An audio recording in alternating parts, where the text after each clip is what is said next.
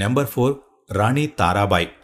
ఈమె భారతదేశ చరిత్రలో ఒక గొప్ప పాత్రను పోషించింది. ఈమె సాహసం, ధైర్యం వల్ల ఈమెని ఒక బలమైన రాణిగా గుర్తు చేసుకుంటారు. ఈమె మరాఠా సామ్రాజ్యానికి చెందిన రాణి. 18వ శతాబ్దంలో బ్రిటిష్ వాళ్ళు అధికారం కాకుండా ఇంకెవరి అధికారమైనా ఉందంటే అది ఈమెదే. ఆ సమయంలో భారతదేశంలో బ్రిటిష్ వాళ్ళకి మొఘల్ చక్రవర్తి మధ్య అధికారం కోసం సంఘర్షణ జరిగింది. అప్పుడు రాణి సారాభాయ్ ఒక రాజమాతగా ఉండేది.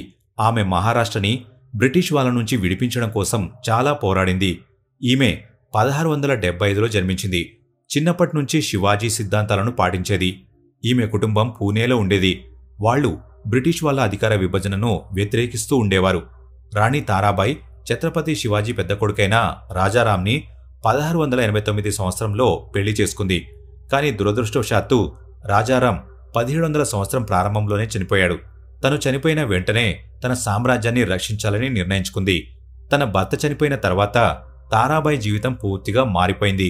తన సామర్థ్యంతో మహారాష్ట్రకి రాణిగా మారి రాజ్యాన్ని పరిపాలించింది. తన సైన్యానికి మద్దతు తెలిపింది. ఇది మాత్రమే కాదు, బ్రిటిష్ వాళ్ళకి ఇంకా మొఘలులకి వ్యతిరేకంగా యుద్ధం చేయడానికి సిద్ధపడింది. తారాబాయ్ 1817లో బ్రిటిష్ సైన్యంతో పోరాడింది. అప్పుడే తను తన ధైర్య సాహసాలను పరిచయం చేసింది. ఆ తర్వాత నాగ్పూర్, జబల్పూర్తో పాటు యావత్మల్ లాంటి ఎన్నో ప్రదేశాలలో తన వీరత్వాన్ని ప్రదర్శించింది. తను తన సైన్యంకి ఇంకా బ్రిటిష్ సైన్యానికి మధ్య ఒప్పందం చేయాలని ఎంతో ప్రయత్నించింది. కానీ బ్రిటిష్ గవర్నమెంట్ దీన్ని వెంటనే తిరస్కరించింది.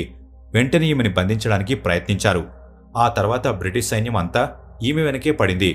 వాళ్ల నుంచి తప్పించుకోవడానికి చాలా ప్రయత్నించింది.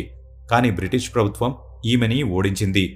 భారతదేశ చరిత్రలో ఒక బలమైన మహిళగా నిలిచింది. భారతీయ స్వాతంత్ర పోరాటంలో ఈమె సహకారం ముఖ్య పాత్రను పోషించింది.